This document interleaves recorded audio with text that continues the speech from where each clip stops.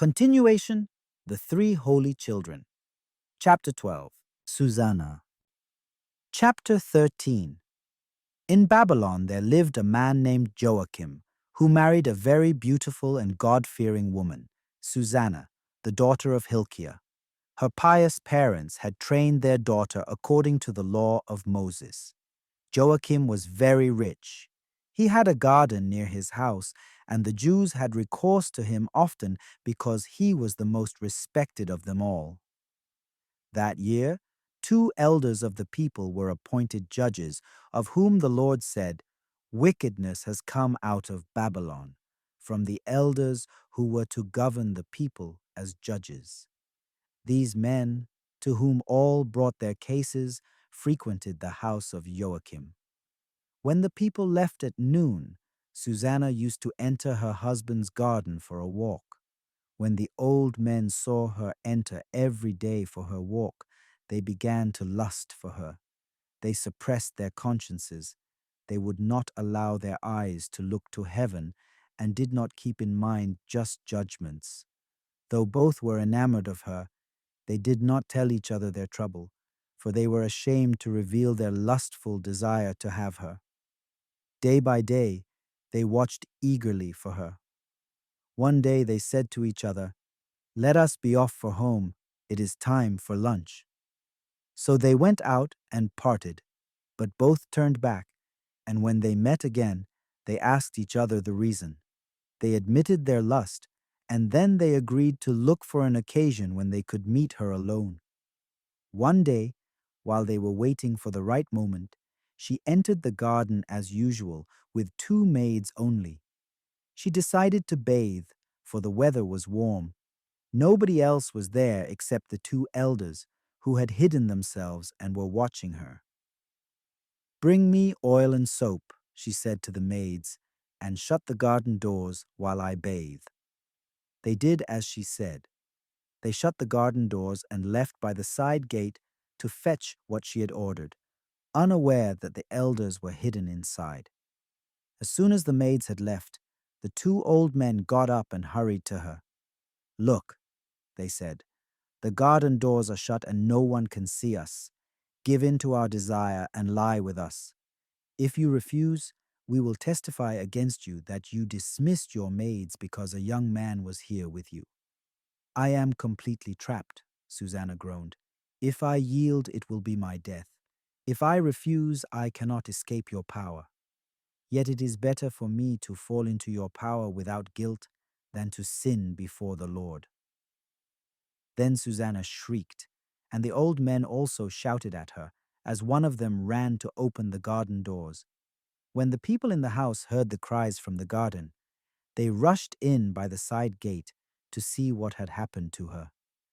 At the accusations by the old men, the servants felt very much ashamed, for never had any such thing been said about Susanna. When the people came to her husband Joachim the next day, the 2 wicked elders also came, fully determined to put Susanna to death. Before all the people they ordered, "Send for Susanna, the daughter of Hilkiah, the wife of Joachim." When she was sent for, she came with her parents, children, and all her relatives. Susanna, very delicate and beautiful, was veiled, but those wicked men ordered her to uncover her face so as to sate themselves with her beauty. All her relatives and the onlookers were weeping. In the midst of the people, the 2 elders rose up and laid their hands on her head. Through her tears, she looked up to heaven, for she trusted in the Lord wholeheartedly. The elders made this accusation. "As we were walking in the garden alone, this woman entered with 2 girls and shut the doors of the garden, dismissing the girls. A young man who was hidden there came and lay with her. When we, in a corner of the garden, saw this crime, we ran toward them. We saw them lying together, but the man we could not hold, because he was stronger than we. He opened the doors and ran off. Then we seized this one and asked who the young man was, but she refused to tell us. We testify to this. The assembly believed them since they were elders and judges of the people, and they condemned her to death.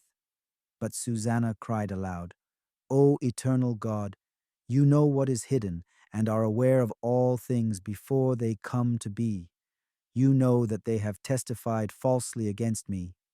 Here I am about to die, though I have done none of the things with which these wicked men have charged me. The Lord heard her prayer. As she was being led to execution, God stirred up the Holy Spirit of a young boy named Daniel, and he cried aloud, I will have no part in the death of this woman. All the people turned and asked him, What is this you are saying? He stood in their midst and continued, Are you such fools, O Israelites, to condemn a woman of Israel without examination and without clear evidence? Return to court, for they have testified falsely against her. Then all the people returned in haste. To Daniel the elders said, Come, sit with us and inform us, since God has given you the prestige of old age. But he replied, Separate these two far from one another, that I may examine them. After they were separated one from the other, he called one of them and said, How you have grown evil with age. Now have your past sins come to term, passing unjust sentences, condemning the innocent and freeing the guilty, although the Lord says, The innocent and the just you shall not put to death. Now then, if you were a witness, tell me under what tree you saw them together. Under a mastic tree, he answered. Your fine lie has cost you your head, said Daniel, for the angel of God shall receive the sentence from him and split you in two. Putting him to one side, he ordered the other one to be brought. Offspring of Canaan, not of Judah, Daniel said to him, Beauty has seduced you, lust has subverted your conscience. This is how you acted with the daughters of Israel, and in their fear they yielded to you. But a daughter of Judah did not tolerate your wickedness. Now then, tell me under what tree you surprised them together. Under an oak, he said. Your fine lie has cost you also your head, said Daniel. For the angel of God waits with a sword to cut you in two, so as to make an end of you both. The whole assembly cried aloud, blessing God who saves those that hope in him. They rose up against the two elders, for by their own words Daniel had convicted them of perjury. According to the law of Moses, they inflicted on them the penalty they had plotted to impose on their neighbor. They put them to death. Thus was innocent blood spared that day. Hilkiah and his wife praised God for their daughter Susanna, as did Joachim her husband and all her relatives, because she was found innocent of any shameful deed. And from that day onward, Daniel was greatly esteemed by the people.